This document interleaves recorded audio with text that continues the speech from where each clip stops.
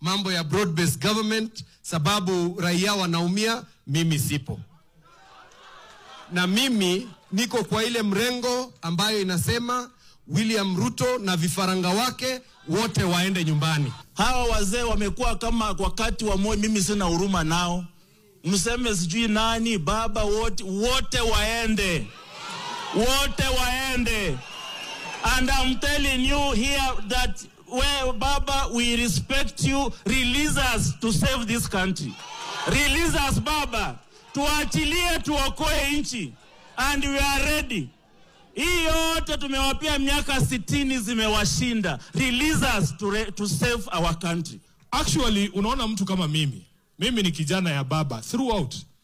I have been very lucky in my life to be mentored by giants in the political space.